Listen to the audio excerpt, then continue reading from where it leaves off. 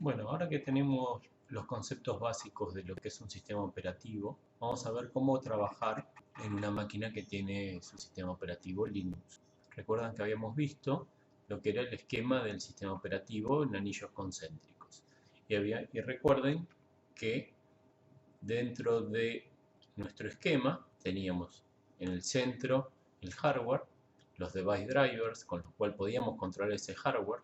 Rodeado a eso teníamos el kernel, que a través de los device drivers llegaba al hardware y que ponía a disponibilidad de ese kernel o núcleo o sistema operativo propiamente dicho, ponía disponibilidad del resto de las aplicaciones todas sus funciones a través de la system call. Habíamos visto que en las aplicaciones, en el caso de un sistema operativo del tipo Linux, la interfaz gráfica del usuario era una aplicación y no era parte del sistema operativo. Y también habíamos visto que había la posibilidad de utilizar o de trabajar a través de una consola de comando. El shell o consola de texto es la que nosotros vamos a estar utilizando a lo largo del año para trabajar en la programación en C. Entonces vamos a ver un poquito algunos comandos con los cuales nos podemos manejar. Previamente a eso vamos a ver qué es el shell y cuáles son sus generalidades. Es una interfaz de usuario del modo texto. El shell es un intérprete de comandos, o sea que yo en la línea de comando le voy a poder dar una instrucción y eso lo va a poder interpretar e invocar al system call correspondiente para ejecutar la acción que yo le haya pedido. Originalmente fue la primera y única interfaz o tipo de interacción que yo tenía con el sistema operativo. Luego aparecieron los sistemas operativos con interfaces gráficas o GUIs, como se los suele llamar por sus siglas en inglés, y ahora es una de las opciones en las que yo puedo utilizar en el caso de Linux. Como shell o como consola de comandos pueden existir distintas versiones. Como decíamos, cuando vimos sistema operativo yo puedo cambiar, puedo buscar cuál es la que más me conviene o eventualmente no tener ninguna. Normalmente cuento con alguna interfaz de comandos porque me va a permitir hacerle pedidos al sistema operativo. Algunos ejemplos de diferentes shells que se pueden llegar a utilizar, de comandos, de conjunto de comandos que se pueden utilizar, son estos que vemos acá, como puede ser el que originalmente traía Unix, que se llama el Burn, Shell Burn. Después ese fue modificado poniéndole algunas funciones que ayudaban a todo el tema de la programación en C, entonces se lo llamó Shell C. Hubo alguna versión mejorada de CC que se lo llamó TC, y así de a poco fuimos creciendo hasta volver a lo que actualmente prácticamente se utiliza y es el Bash o Born Again Shell. Es un shell que rescata todas las características originales del shell burn y le fue agregando las mejoras de cada uno de los otros shells que fueron apareciendo. Para ver un ejemplo que vamos a ver dentro de poco, yo voy a poder repetir los últimos comandos ejecutados. Bueno, eso es una función que está habilitada solo a partir de la última versión de shell o de este shell born again o bash. También vamos a ver en algún momento de este video lo que se llaman los scripts. El script va a ser un archivo de texto que me va a dar la posibilidad de escribir dentro de él una serie de comandos que yo escribiría en la consola. Entonces, ese grupo de comandos que yo estoy poniendo dentro del archivo, al ejecutar después ese archivo de script, los irá ejecutando secuencialmente de la misma forma que si yo los ingresara por línea de comando. Para quienes tengan un poquito más de experiencia, por ejemplo, en Windows, sería el equivalente a lo que eran los archivos batch en Windows. Entonces ahora pasemos y veamos lo que es una terminal en Linux. Les presento, acá tengo mi máquina Linux, ¿sí? Trabajando en Ubuntu. Acá tengo el icono para acceder a una terminal. Si no lo tengo acá, tengo dos opciones. Puedo venir a actividades y escribir terminal, o puedo darle control alt T y me va a abrir una terminal. Como verán ahora tengo dos terminales abiertas, una por tocar y otra por darle control alt T. Vamos a trabajar entonces con esta terminal. Como verán, dentro de la terminal no vamos a encontrar icono, no vamos a encontrar menú, no vamos a encontrar nada porque está orientada exclusivamente a trabajar en modo texto. Lo que sí vamos a encontrar acá es este texto que está acá, que es lo que normalmente llamamos prompt, y es lo que me indica o lo que espera que a continuación yo ingrese el comando que le quiero pedir al sistema operativo. Y volvemos entonces cuál es la información con la que yo cuento en el prompt de mi terminal. Lo primero que vamos a ver en el prompt de la terminal es el usuario con el que estoy conectado. Lo que me aparece a la izquierda del arroba es el usuario que está conectado y trabajando en esta sesión de usuario. Lo que aparece a la derecha del arroba es el nombre de la máquina. Entonces acá tenemos usuario arroba nombre de la máquina. En inglés el símbolo arroba significa at, o sea, en este caso sería el usuario hspataro en la máquina Ubuntu UTN. ¿Sí? ¿Les suena conocido esto que ven acá? Sí, bien, sí, es correcto. Se parece a una dirección de mail que utilizamos frecuentemente. Justamente la dirección de mail es el nombre del usuario en una máquina determinada. Ahora, como veremos más adelante cuando veamos la parte de redes, al estar todas las máquinas conectadas entre sí, lo que vamos a encontrar es que el nombre ya no va a ser un nombre simplemente como este que tenemos acá, sino que va a responder a una estructura que permita que ese nombre de servidor esté presente en todo el mundo. Obviamente no puede haber dos máquinas con el mismo nombre conectadas, porque si no, no sabríamos a cuál de las dos estamos haciendo referencia. Entonces, este nombre que acá es tan sencillo como Ubuntu TN se va a convertir en un nombre un poco más complejo que nos va a indicar su lugar en Internet. Pero por lo pronto nos vamos a quedar con esto. En el prompt de la máquina vamos a encontrar el usuario y la máquina en la que estoy conectado. A continuación vienen los dos puntos y el directorio en el que estoy parado. Finalizado el nombre del directorio, aparece el signo pesos. Acá vemos dos opciones. Acá estoy en un directorio que es el llamado directorio personal. Es el directorio donde yo guardo mis archivos personales. Dentro de este directorio, en el caso de esta presentación, tenemos generado un directorio que se llama Info1, dentro de él un directorio que se llama 2019 y dentro de él un directorio que se llama Red 1023. Entonces, en la medida que yo ingrese en este directorio, me va a ir mostrando todo el camino acá en el prompt. Veámoslo en nuestra máquina. Yo voy a ingresar acá en el directorio Info1. Entonces, ahora en mi prompt va a aparecer el nombre del directorio en el que estoy parado. No se preocupen que ya vamos a ver el comando como para movernos dentro de los directorios. Vimos que cuando estoy parado en este directorio dijimos que era mi directorio personal. Entonces sepamos que este símbolo llamado virguilla nos va a indicar que el lugar donde estamos parados es el lugar de nuestro directorio personal. Siempre que aparezca en la estructura de directorio este símbolo va a hacer referencia a nuestro directorio personal. Volviendo a la presentación, vemos que todo el prompt va a finalizar con un símbolo pesos. Ese va a ser el lugar donde va a quedar esperando a que yo le ingrese algún comando. Veamos algunos directorios comunes o estándares que vamos a encontrar en nuestro sistema operativo. La estructura de directorios sería el equivalente a lo que en Windows trabajamos como carpetas. En Linux y en Unix en general se define como directorio y no como carpeta. La otra diferencia que vamos a encontrar es que en el sistema operativo Windows, y hago referencia a Windows porque probablemente tengan un poquito más de conocimientos de este sistema operativo, nuestro árbol de carpetas va a arrancar desde, por ejemplo, el C2 puntos. Si tengo más de un disco en mi máquina, podría ser el C2 puntos o el D2 puntos. La estructura en un disco Linux o Unix en general, todo lo que vamos a ver en la estructura de directorios de Linux es compatible con una estructura de directorio Unix, ¿sí? Entonces, volviendo.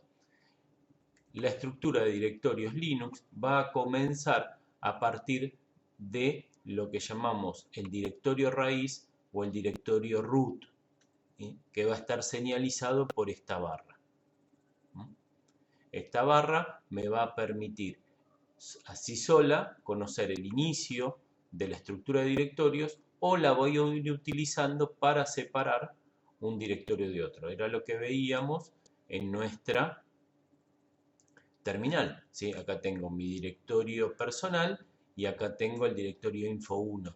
¿tá? Los dos los vinculo a través de la barra.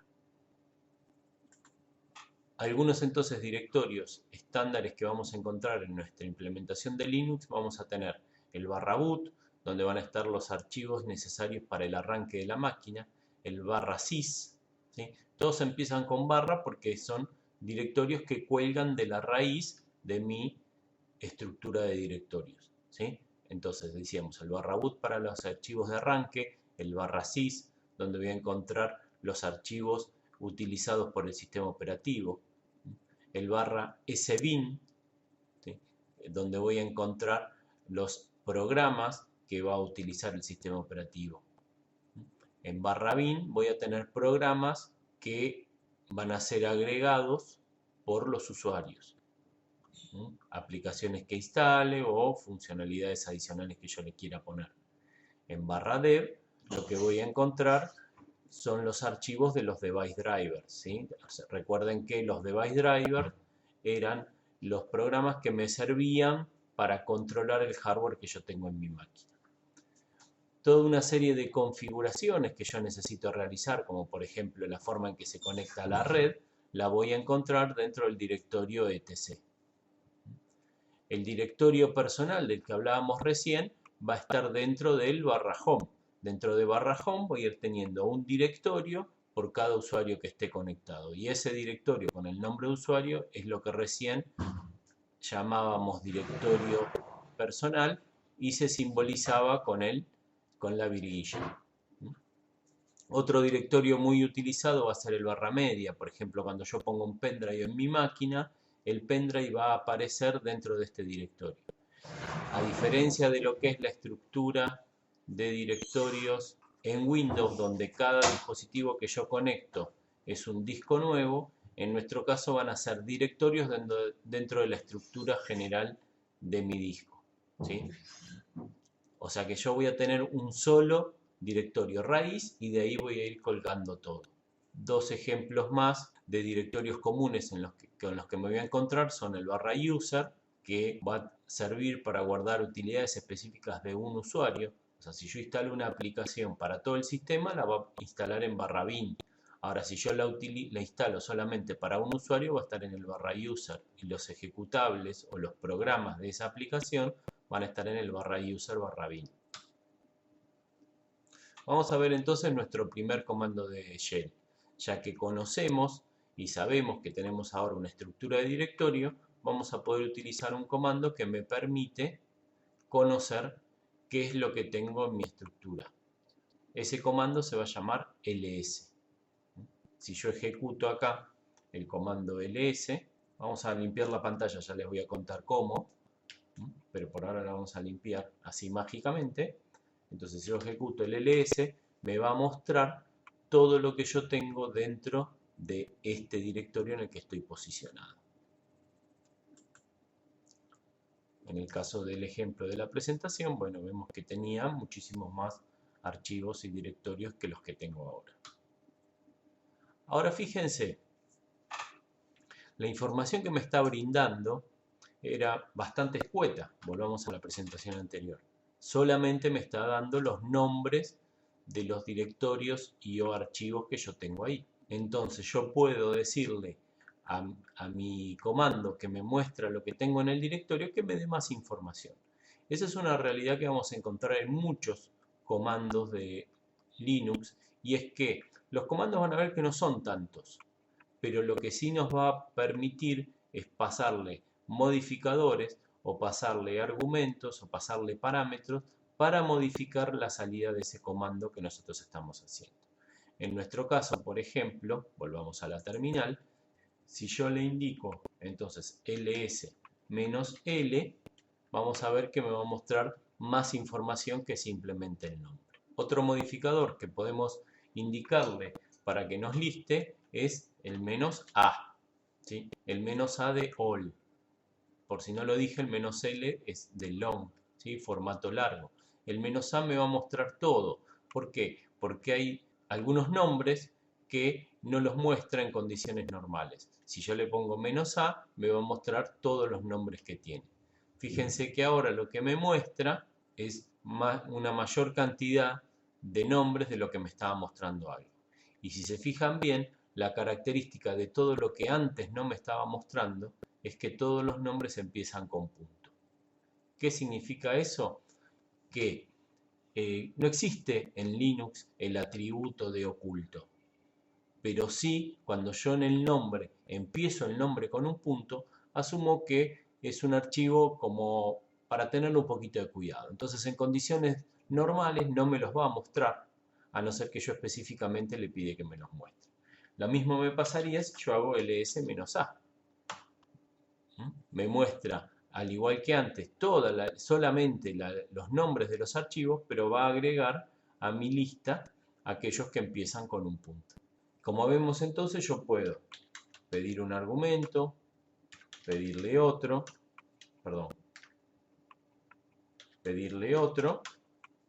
pedirle los dos, o incluso combinarlos como uno solo. ¿Ah? En vez de menos L y menos A, le puedo poner menos LA. Vamos a limpiar la pantalla para que se vea. ls menos LA. Y me muestra la misma información que si pusiera los dos parámetros por separado. Ahora que sabemos entonces que tenemos un formato largo de información, vamos a ver cuál es toda la información que me va a brindar. Más a la derecha nos vamos a encontrar el nombre del archivo o directorio que está dentro de este directorio. A continuación nos vamos a encontrar con la fecha y la hora de la última modificación de ese directorio.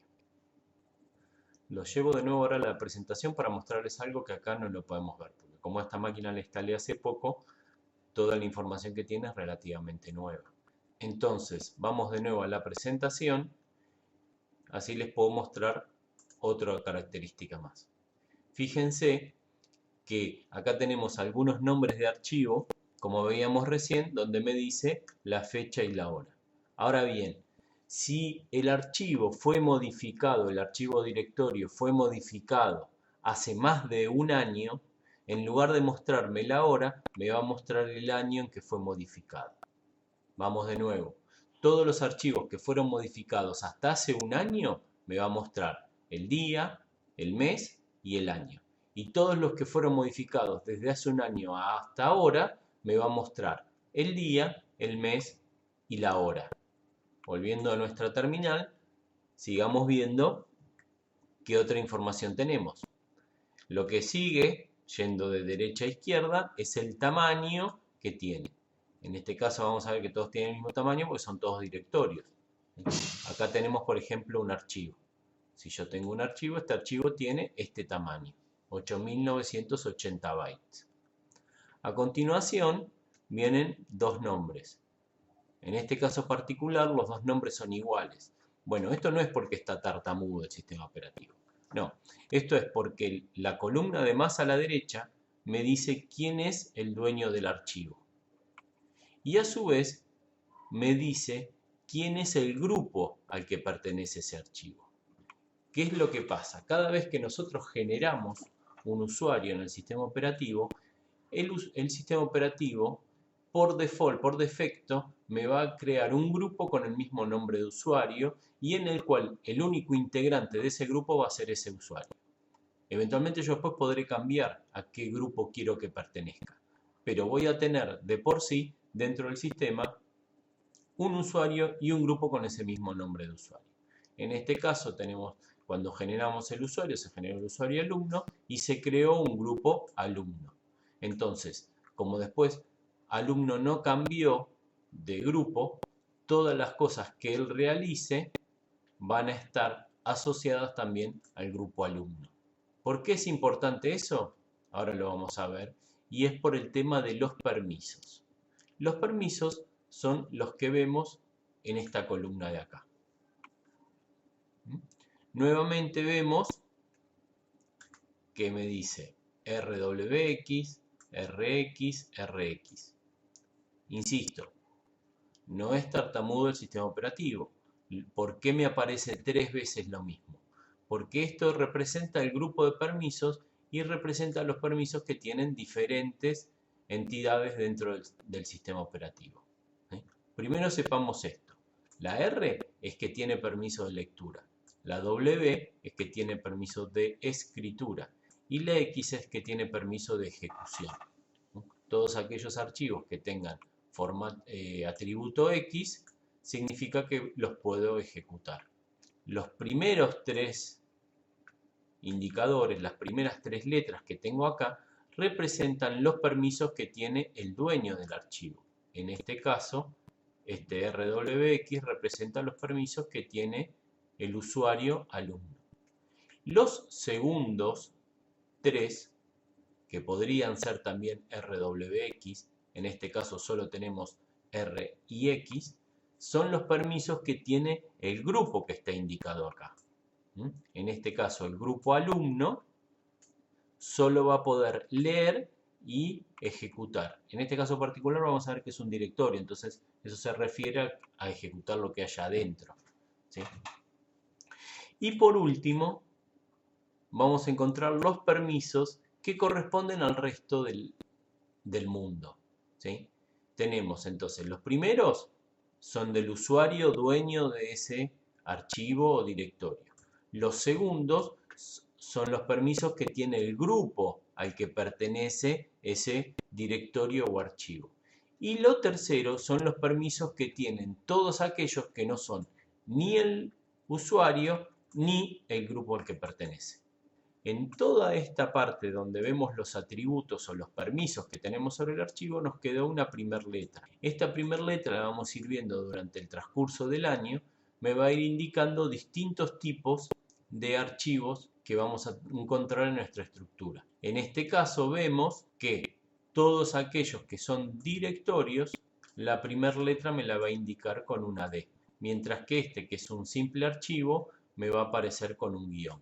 A medida que, como les decía, a medida que vayamos avanzando, vamos a encontrar que voy a tener dentro de mi estructura de directorios nombres de archivos que van a referenciar a otra cosa. Esos nombres de archivos que van a referenciar a otra cosa, yo me voy a dar cuenta de que no van a ser archivos en sí porque van a tener una letra acá adelante que los va a identificar. Ahora vamos a avanzar un poquito más con el concepto que son todas esas cosas que es un archivo en Linux. Visto entonces las columnas de la estructura que yo tengo en un directorio,